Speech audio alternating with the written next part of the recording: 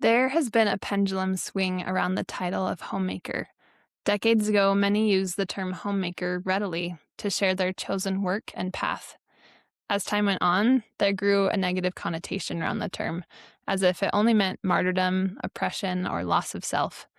In this conversation with Brittney Hanks, we explore what it really means to be a homemaker, not only in creating space for your family, but also creating a space for yourself and for the Spirit to teach. Welcome to Measure of Her Creation.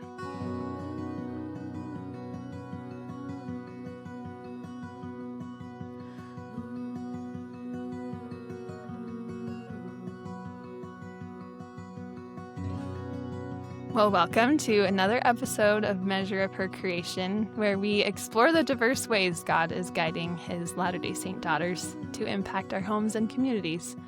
Today, we have a special guest, Brittney Hanks. She is the owner of Home and Kind, the author of Costco One Stop Meals, Trader Joe's One Stop Meals, a guide to school lunches, and a guide to hosting.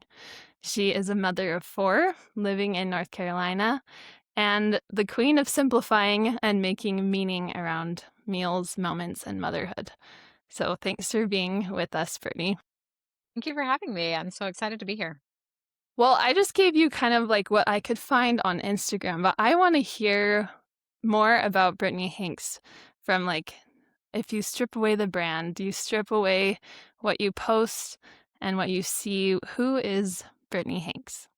That's a great question. And it's something I have been thinking about since you kind of posed that question to me. I'm like, okay, what do I say here? I feel like I'm a lot of things, right? As I'm sure many women do. You feel like, especially as your role as a mom is such a big part of your life. I'm a wife, I'm a, daughter and a sister and a friend and all of these things.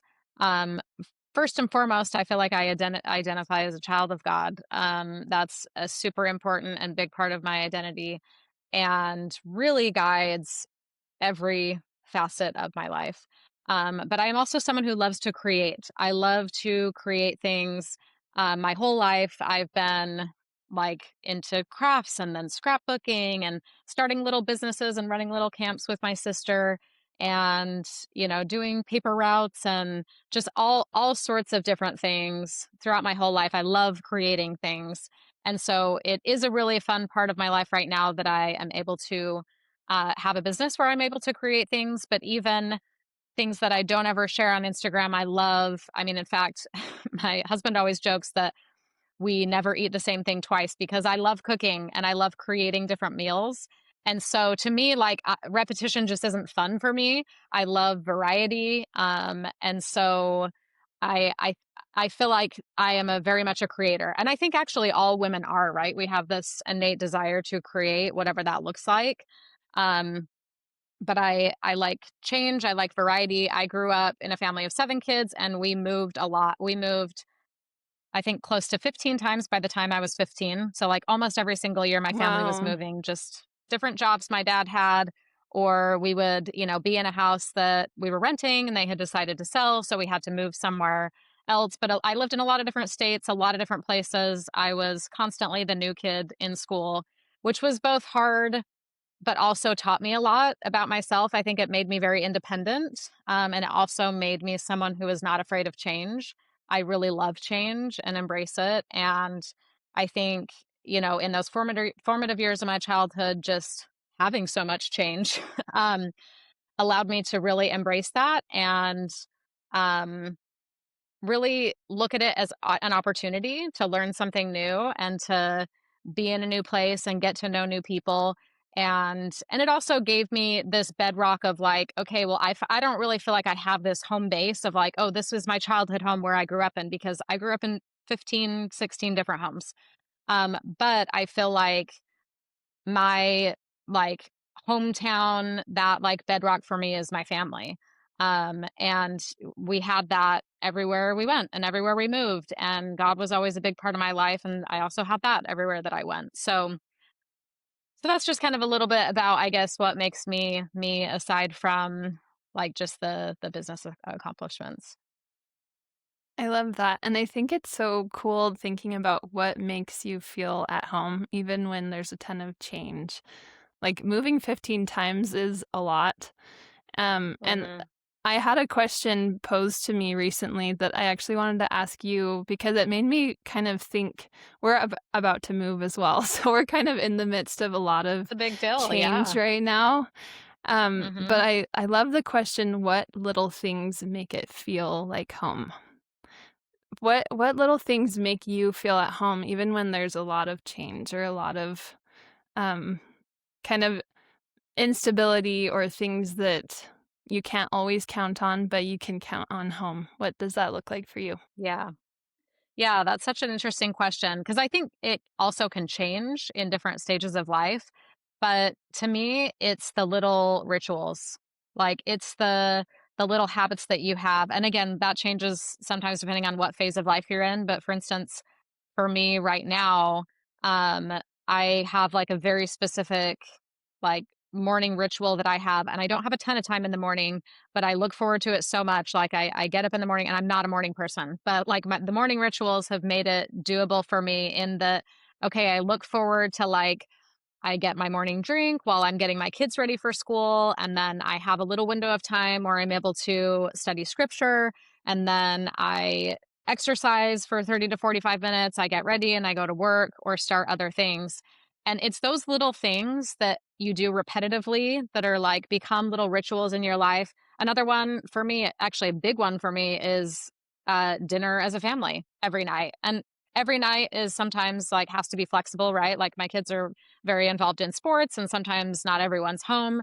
But that is a ritual that I really hold on to and feel like I try to protect because I feel like that's what makes it feel like home no matter what you are, where you are. So just being able to sit together around a table, or maybe you don't have a table and you're sitting together on a blanket on the ground or, around a coffee table, but like just having that intentional moment of gathering as a family to eat a meal is something that really, really feels like home to me no matter where you live. And I grew up with that too. Like mealtime was really important for my family. And so even though we were in a different house almost every single year, like we had family dinner every night that we could. And so it always felt like home because of the people that were in it and because of the rituals that we had established and those patterns that just happen continuously no matter where you are. Yeah, your brand started out as homegrown traditions, right? Is that what it was Mhm. called? So Yeah. traditions and rituals have always been Yeah. really important to you. And I feel the same way. I was just thinking about how like the little things like those the prayer, the scripture study kind of creates this rhythm in your life Mhm. that feels like there's something to count on even if there are a lot of changes going on. And I feel the same Yeah. way about traditions throughout the year too. Like my grandma started this tradition of decorating gingerbread houses at Thanksgiving, which most people decorate them Oh. during Christmas. But Yeah. she That's would fun. spend hours and hours baking these gingerbread houses and constructing them. And so on Thanksgiving Day, her bed was just covered in like a town of gingerbread houses for all of her grandkids. Wow. And it was just like That's something so that fun. really felt like home because it was something to count on. And I Yeah, think that's so meaningful to create for your family. it is. And I think living in the day and age where it's like, oh, we're constantly having to get new things, even like every season or holiday, like new decor, new stockings, new things, when in reality, the repetition is kind of what your kids and family actually want. And so you don't have to reinvent the wheel every year. You don't have to build in a ton of new things. Doing something consistently over time is actually going to be more meaningful anyway.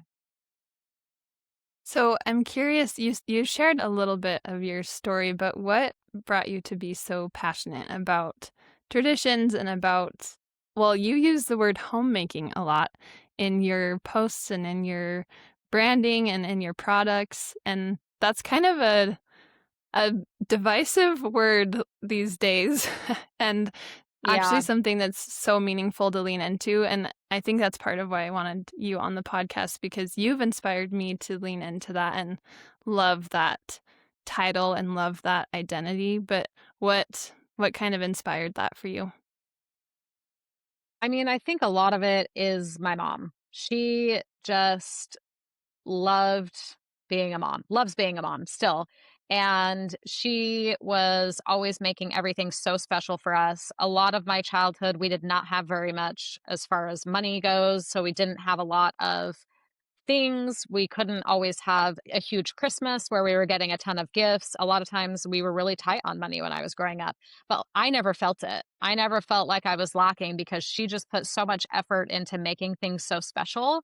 And even if it was like a back to school shopping trip and we were going to thrift stores, like she made it something fun. And it was really her attitude around that stuff. And like making holidays special, especially Christmas was like always so special. I mean, she'd go out and like ring bells at night, like, and have footprints in the sand, in the snow, and just all the things that like made it so special for us. And she's done the same thing as a grandma.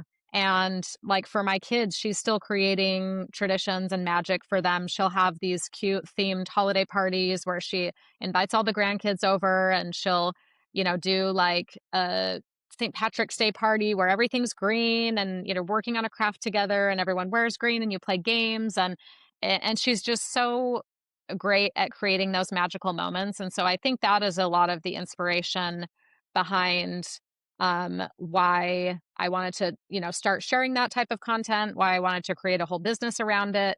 But also why I wanted it to be practical, because I think sometimes creating that magic for holidays or different things can feel really overwhelming. And we live in the world of social media and Pinterest where you see these very elaborate holiday celebrations or things that, moms are spending hours and hours creating. And I think you can still create the magic without draining all of your energy and Without the leprechaun trap.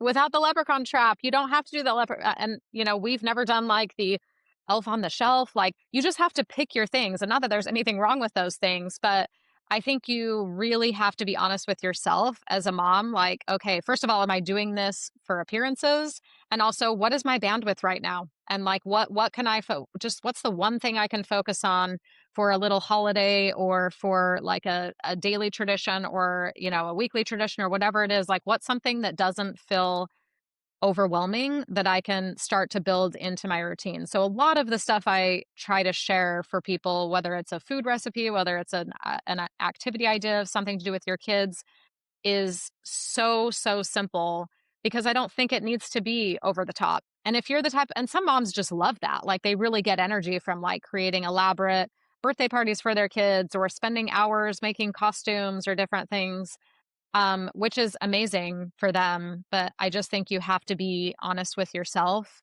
what your bandwidth is, and you don't want to become the type of mom that's just like doing all these things for your family and getting completely burned out to the point where you can't even enjoy it anymore, and then you just crash. So that's kind of the idea behind the type of content I share.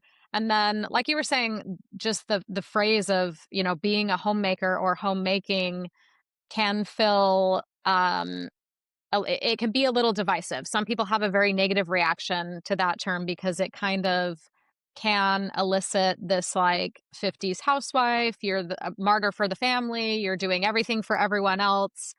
But to me, as I've become a mom, I think that phrase has really shifted to mean something else. And to me, it really means that you're creating a home that you also want to be a part of. Like you as the mom, you're just as much a member of the family as everyone else.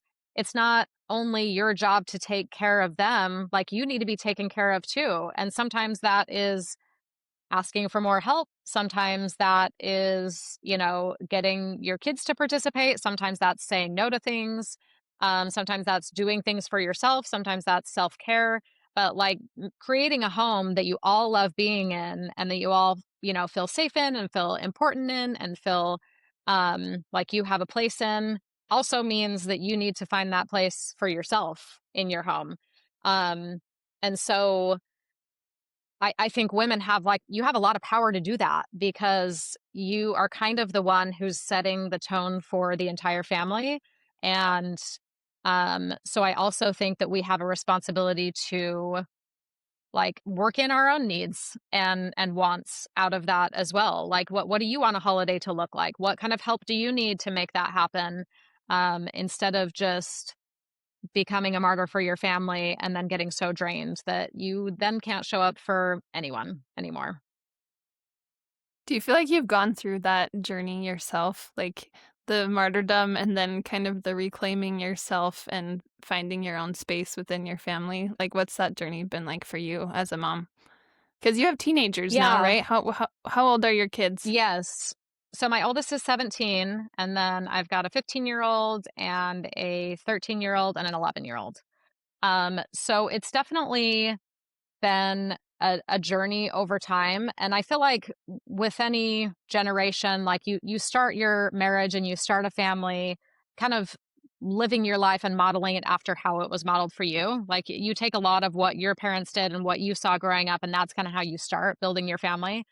And so it did take many years to that kind of shifted, I guess, over time for me. Whereas I growing up, I always knew I wanted to be a mom. I wanted to be a wife. I wanted to be like being at home with kids was what was modeled for me, and I have like the best mom on the earth, and so that was what I wanted to be. I didn't really have career ambitions or anything like that.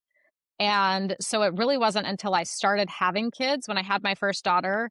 And I was pretty young. I had just graduated from college. I had a full-time job for a couple years before I had my first child. And then I knew I wanted to stay home with her. So I left my job and I was doing a little bit of part time work at home.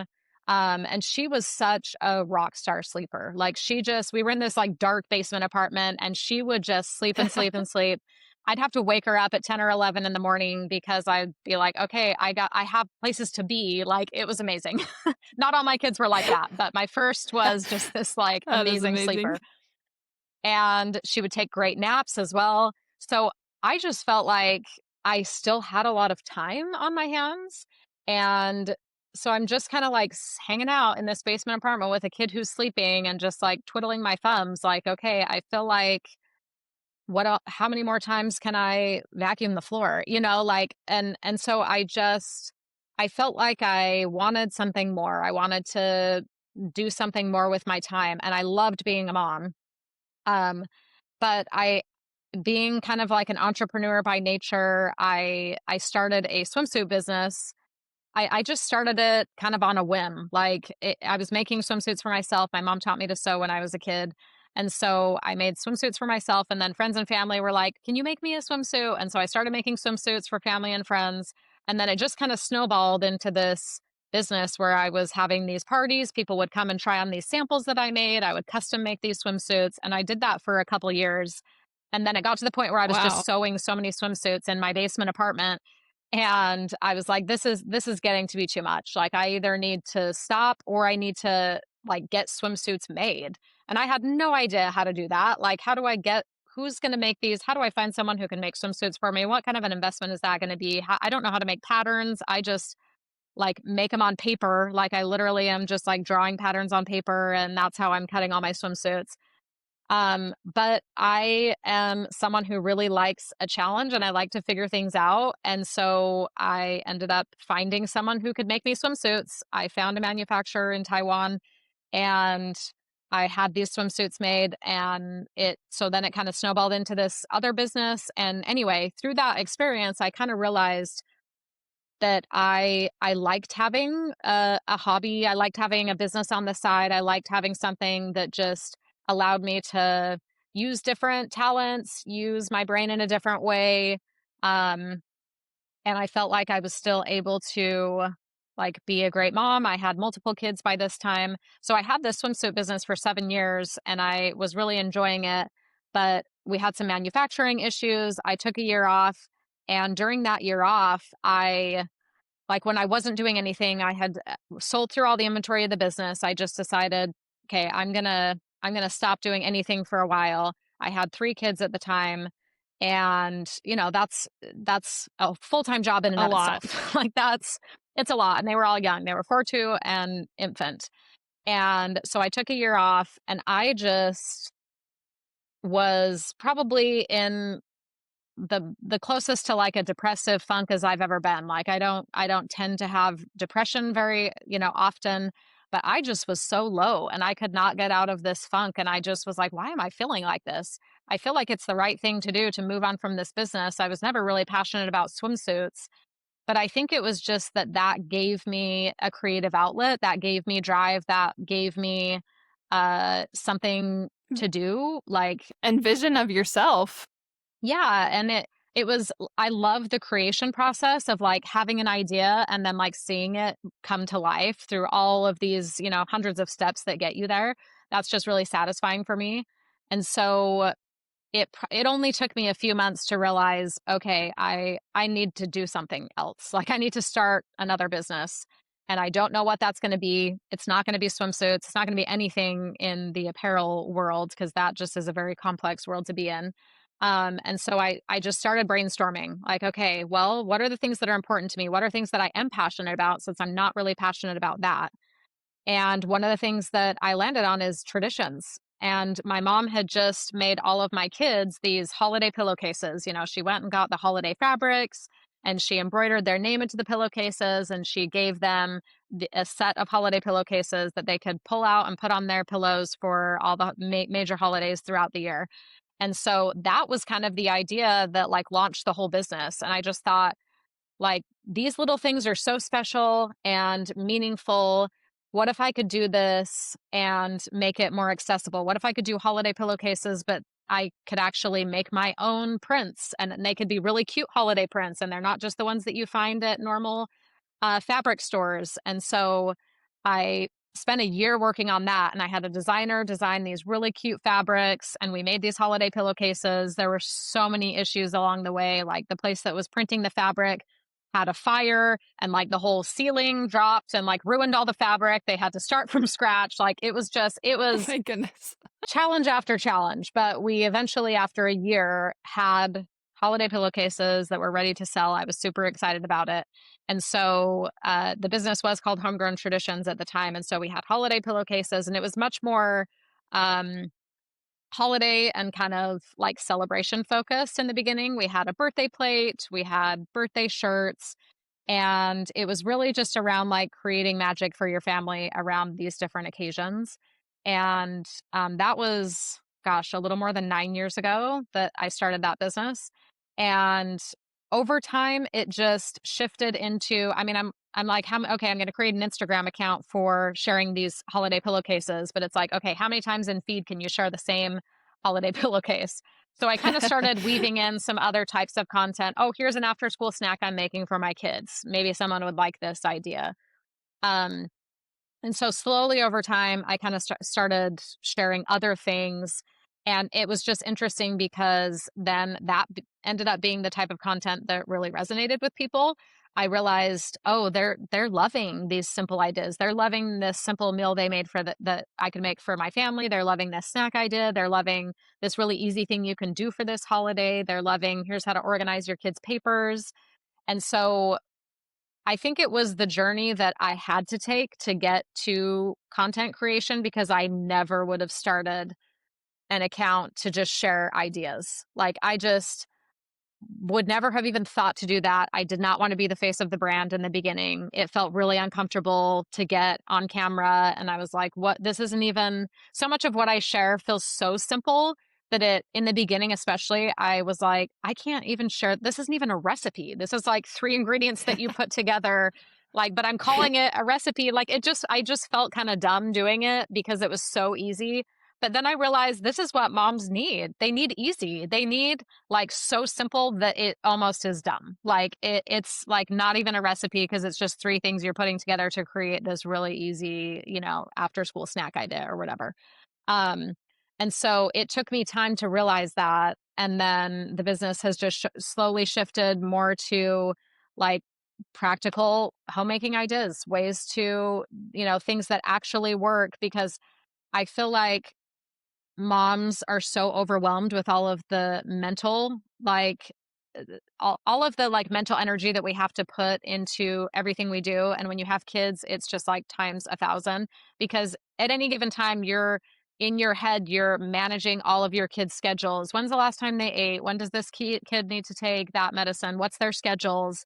What holidays are coming up? What birthday presents do I need to get ready? Like, there's just so we're just mentally and emotionally drained so much of the time.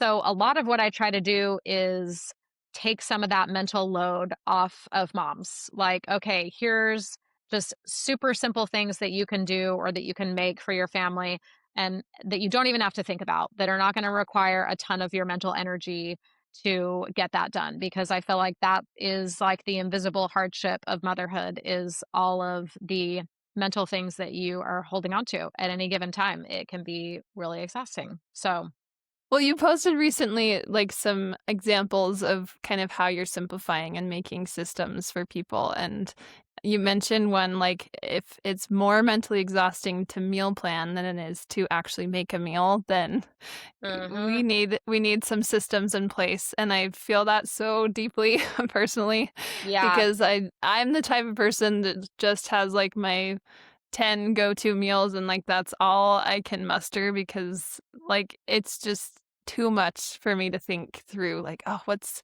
how can I get creative here when I'm like working and doing this podcast and all these things. yeah.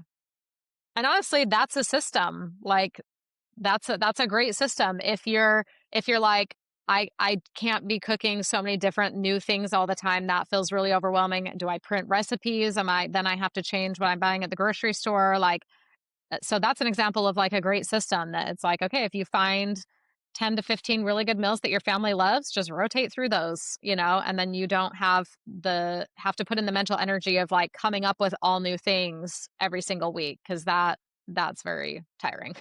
And then sometimes they It don't even is, eat it it. is. So you're like, okay, well, that was all for It's nothing. so true. So true. My daughter's at a stage of like throwing food and I'm like, ah, how do I stop this? Yeah. But I also love that you're so passionate about homemaking, but you're also really deep diving into your business, right? Like you're so at home with your kids, but also working really hard on this business and you have products and you're sharing ideas constantly. And so like your form of homemaking looks different than maybe someone else's form of homemaking.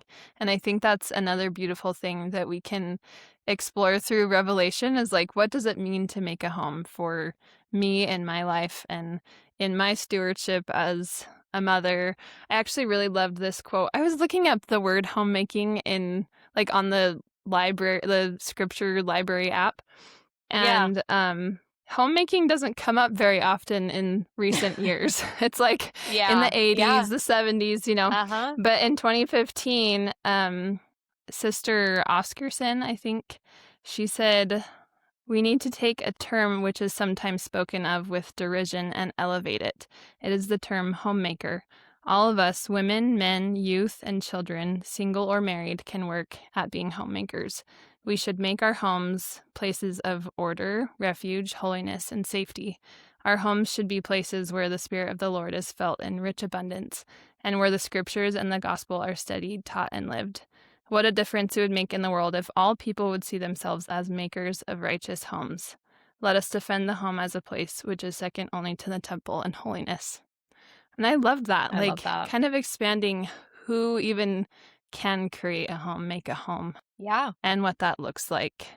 I'm curious, in a spiritual sense, how have you intentionally homemade to create kind of rituals of spirituality for yourself and your kids? Yeah, that's a great question. Um, I think just one of the simple things we do is there's, little signs and symbols of what we believe all over the house. So pictures of different temples that we've lived by, or pictures of Jesus. And that has been a really kind of unexpected way to not only invite the spirit into our home. I think there's a lot of things that invite the spirit into our home, but it's been an unexpected conversation starter with, because we live in North Carolina now. We lived in Texas for 9 years before that. So we were married in Utah and lived a couple years there before we moved, but we haven't been in Utah for a long time. And it's always just interesting having people who, are either Christians of different faiths or people who are not religious or really spiritual at all. On many occasions, we've had people come into our home, whether friends or neighbors or people coming into our home to clean our carpets, and they will say, something feels different here. Like, what is it? Something is, and I'm kind of like, when you're living in it, sometimes you don't notice as much because it's your daily life. It's the It's water you something swim that you're in. just used to. Yeah. But those have all been really like powerful experiences to me to realize, oh, this is what we're creating. Like this is our haven, and other people can feel it. They can feel of the spirit here when they walk into our house, and it is not perfect. Sometimes you could walk into our house and kids are screaming and fighting and throwing things. Like that's just life, right?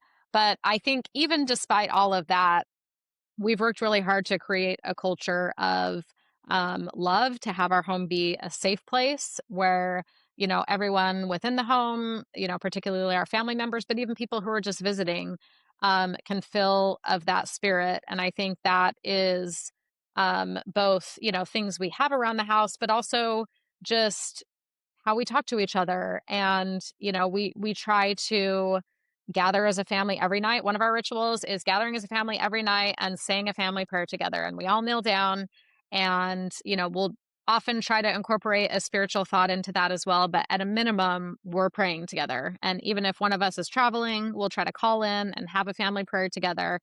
And that has just been something that I think has really bonded us together as a family, and also just kind of set the tone for, even if someone has just been fighting or someone's really grumpy, like if we can kneel down and pray together, it is just kind of a good reset before we're either heading in different directions or heading to bed for the night.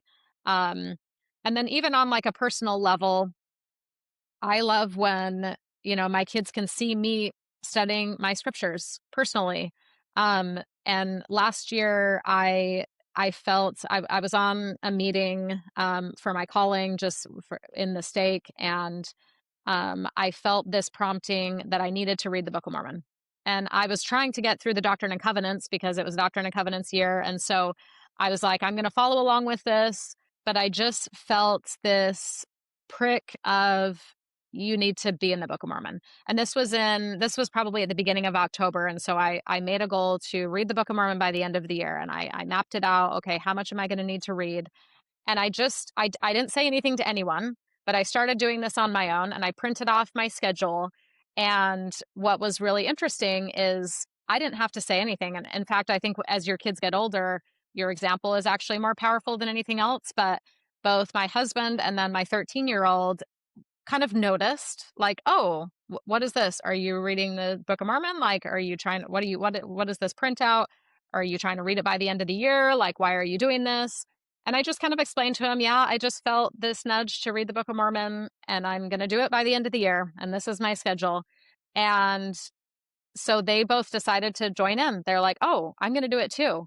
And honestly, I think if I would have just asked my 13-year-old, like, hey, let's do this challenge, we're going to read the Book of Mormon by the end of the year, she probably would have been like, no, I'm not doing it. Not interested. But yeah, like, and teens, sometimes it's like what you don't, if you tell them to do something, they're going to have resistance to that thing. But she saw that it was something that I was prioritizing, that I wanted to do for myself. And she decided to jump on with me and do it herself as well. And so that was a really cool thing to see, that like just being you and even focusing on your personal testimony, but allowing your kids to see you doing that. And even talking to them about like, oh, I was listening to this conference talk today, and here's something I thought was really interesting. Or sometimes I feel like a lot of stuff happens when kids are not at home, but I try to make a point to tell my kids, like, oh, today when I went to the temple, I had this experience, or it was really sweet. And like, I want them to know that I'm prioritizing those things, even if they don't always see it. So I think that has also helped just create this really spiritual home, positive spiritual place for our family to thrive. I love that. I think the power of our personal example can't be underestimated.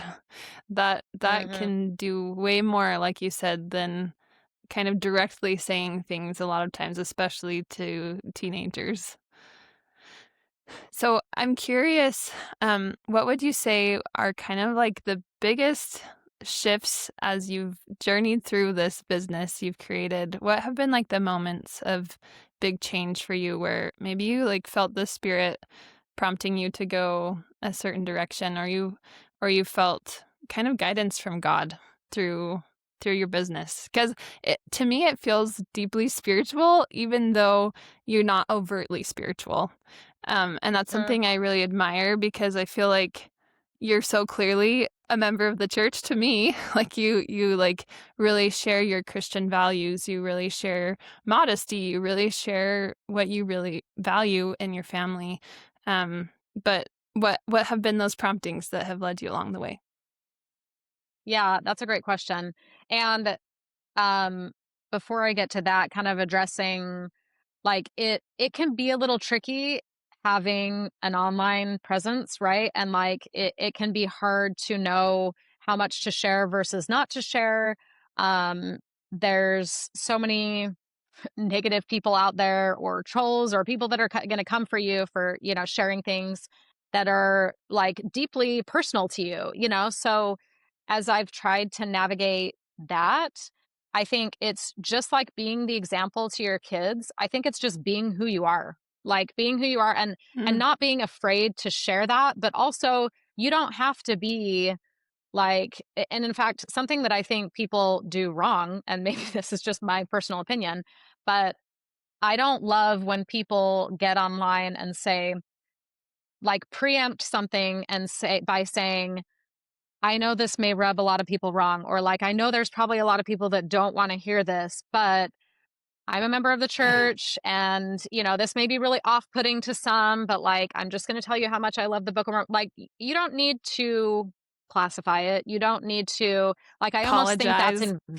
you don't need to apologize. Like, I think that's almost inviting people to be angry about it. Like, if you're saying this may rub some people wrong, then people are going to be like, yeah, that does rub me wrong. Like, you're about to say something that I'm not going to like.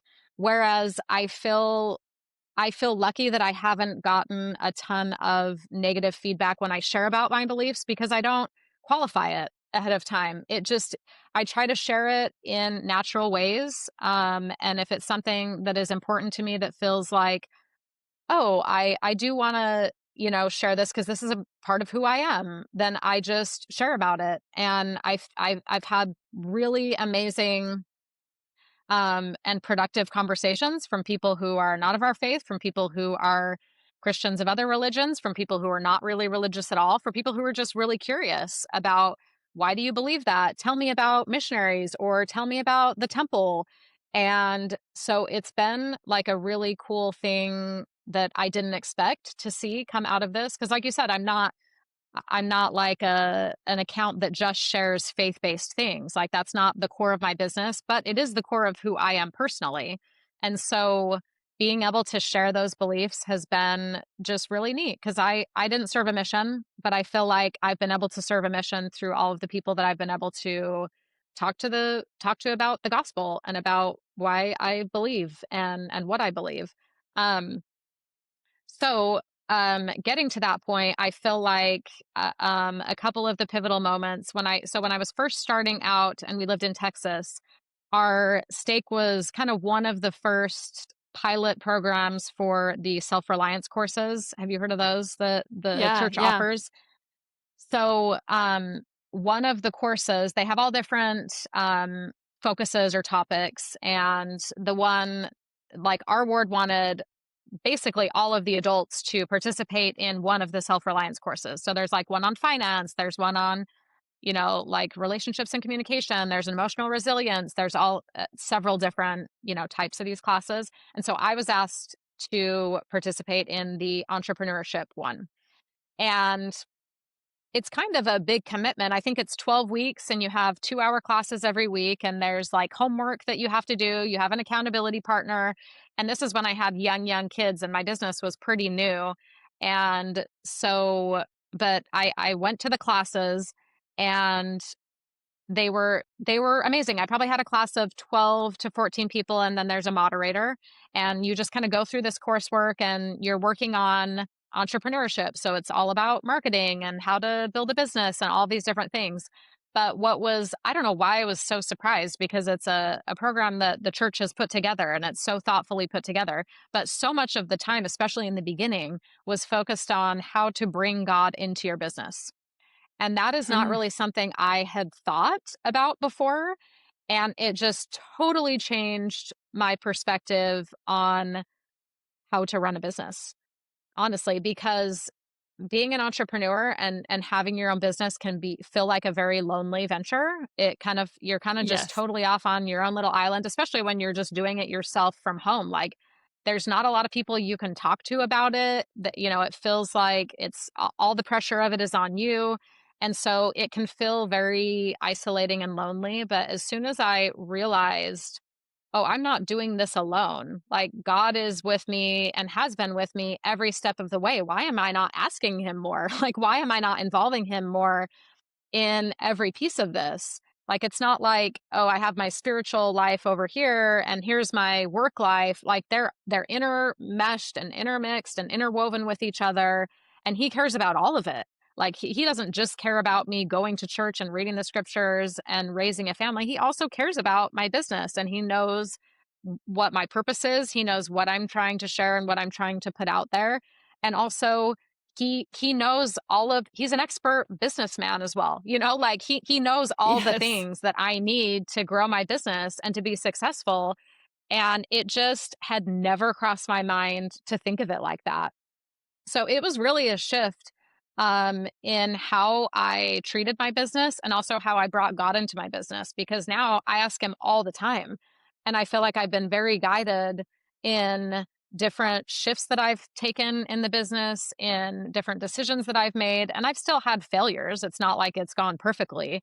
But I do feel like he's been guiding me every step of the way and has been pushing me and has been even with starting to create a team. Like I feel like I've been very guided to the people that I need to hire at different times and what those people are going to do in the business.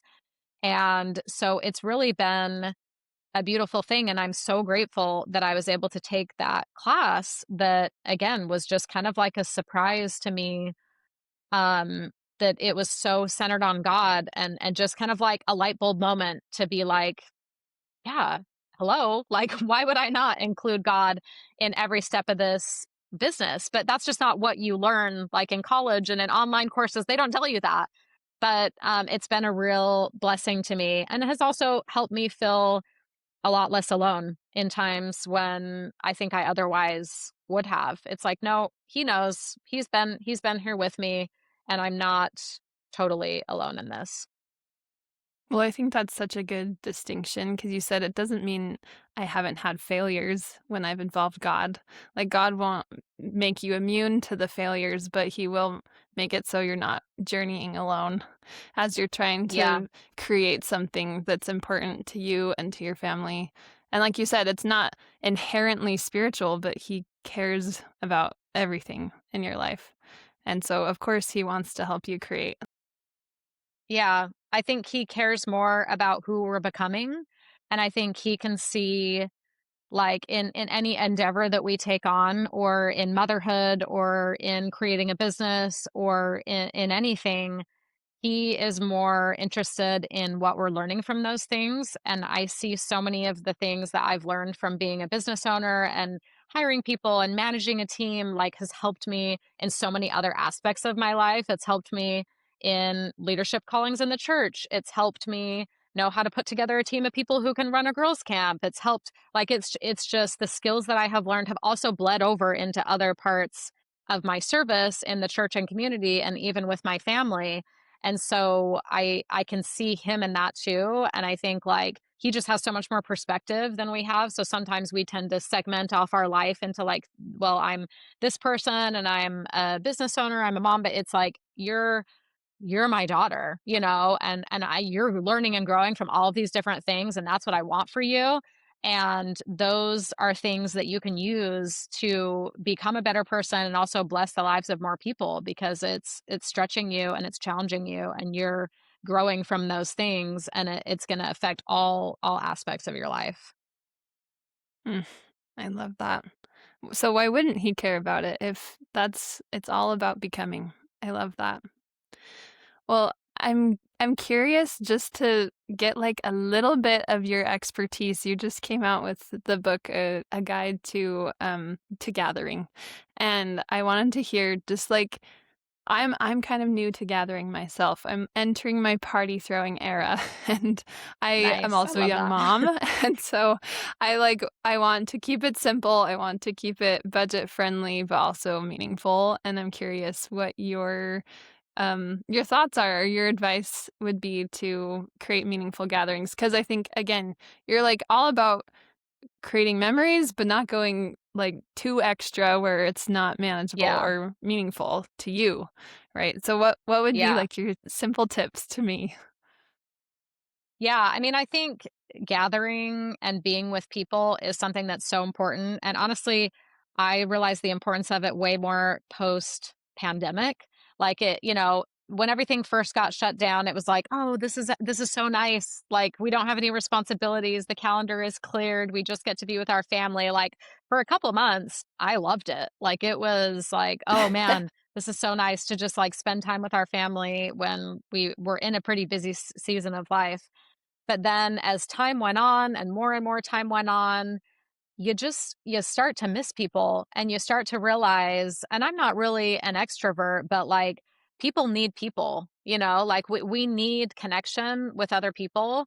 And even if you're someone who doesn't necessarily love big groups, if you don't love hosting, if you feel like you're more of an introvert, like we still need each other. And I think there's so much benefit in spending time with people, with a lot of different types of people, and people who are different than you, and also people who are similar to you, and people in the same stage of life that you can, talk through, that we're going through all the same things. But I just really learned after that, being so locked down and not able to interact with people in person for so long, that it was something that we really need. And it's just a part of our human nature and our God-given human nature. I think he wants us to gather as people and to take care of each other and to get to know each other and support each other. And so that was really when I realized how important that was. But again, it can feel very overwhelming. It can feel like, oh, I mean, there's so many things that can kind of get in the way of you inviting people over or hosting some type of a gathering. You can feel like, I don't have the right house. I don't have a big enough house. I don't know what to make. I'm not a very good cook. So I'm really stressed about what the food is going to be. I'm worried about conversation. I'm worried we're not gonna, if these are people we don't know very well, maybe we're not going to know what to say. Do I have an activity? Do I not? So that was really all of those things were kind of pain points that I thought about when I was putting together this book. And I just wanted to make it really easy for people and give a bunch of different types of ideas. So something as simple as, we're just going to invite people over for ice cream sundaes. Everything can be store bought. You can buy the ice cream, you can buy the hot fudge, you can buy the caramel. Like if cooking is the pain point for you, then just remove that pain point and buy all the food. Or ask people to contribute. Like, hey, could you grab a hot fudge and a caramel sauce? I'm going to grab the ice cream. Like if you're inviting people over, typically they're very happy to bring something. So I think figuring out what your major pain point is with hosting is going to help you know, like, well, that's the thing I need to simplify. Maybe you feel maybe you feel like you're not very confident in having people over to your house, or you feel like you don't have enough space, or you're really worried about it being clean enough. Host people at a park. Invite another family to come have a picnic at a park. You don't even have to provide all the food. You could say, like, hey, we're grabbing sandwiches at Jimmy John's on our way over to the park. Like, we're going to meet together at this time and just have the kids play. So I think there are so many ways to gather people and to extend invitations that don't have to feel overwhelming, and that can kind of remove some of those pain points or issues that you're having. And then the more you do it, the easier it gets. It really does. Like it feels really overwhelming at first if you've never hosted anything or if you've never invited people over. So starting really simple and small, and then your confidence grows and you're like, oh, okay, like that was actually very doable. It wasn't as overwhelming as I thought it would be. And then if you want to, you can do bigger gatherings, and we have ideas for those in the cookbook as well that are, going to require a little bit more time and energy, but certainly you don't have to start with that. So I just wanted to give people ideas, give them the actual recipes and menus, give activity ideas, work through the timeline of like, okay, a couple days in advance, here's what you're going to do. Day of, here's what you're going to do. And then we So even helpful. created a bunch of like free Canva templates that you can use as an invitation, like customize this Canva invitation and just text it out to people. And it like makes it feel so special, but it took you 10 seconds. Here's a playlist for every single event. Like, I really just wanted to make it as easy as possible. And even I myself have used it so many times where my kids will be like, oh, we want to host our friends over for something. And they'll kind of look through the book and say, oh, let's do the pizza night, or let's do the outdoor movie night, or s'mores night. Like sometimes it's nice to just have some ideas so that you don't feel like you're just, pulling from a million different places, or that you're like very scattered in what you want to do. So that was kind of the idea behind it. I love that. And it's called A Guide to Hosting, right? I said it wrong earlier, not a guide to gathering. It's a Yes, guide to but it is hosting. gathering people as well. So I love it. I love it.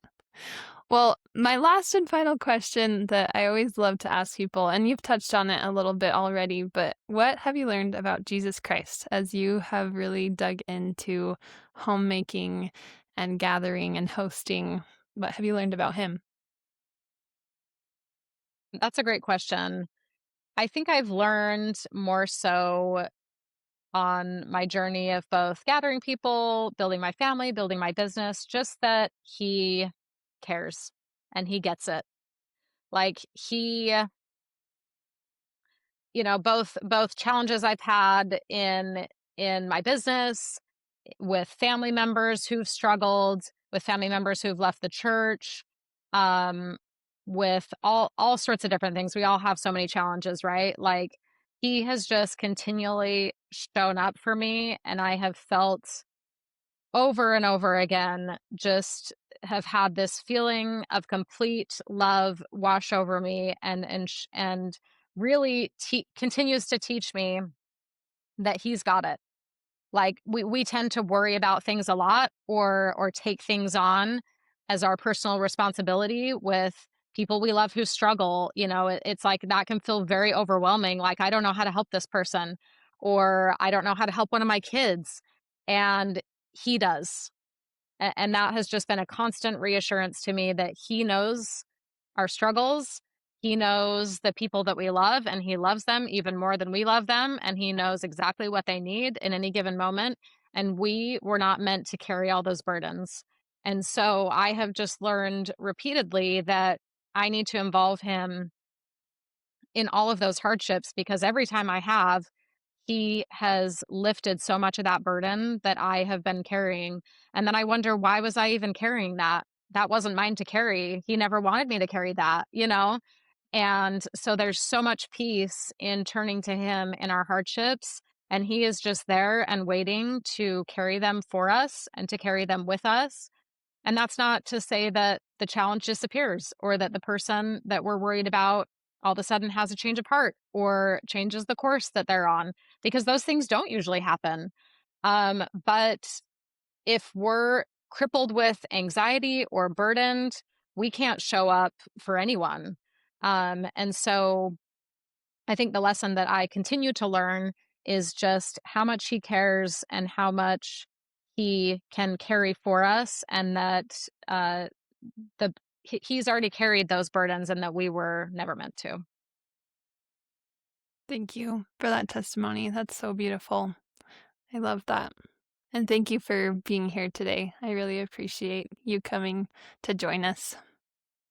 You're welcome. It was fun. I feel like I don't get to talk about the spiritual side of my journey and my faith all that much, so it's fun to be able to bring that in, because it is a big part of who I am, and about where my journey has led me. So thank you.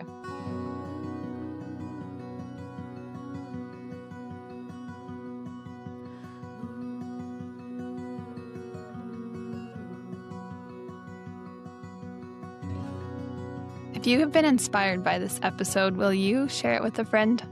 Every review, every follow, every comment helps get these stories and messages out there. All my love. Till next time.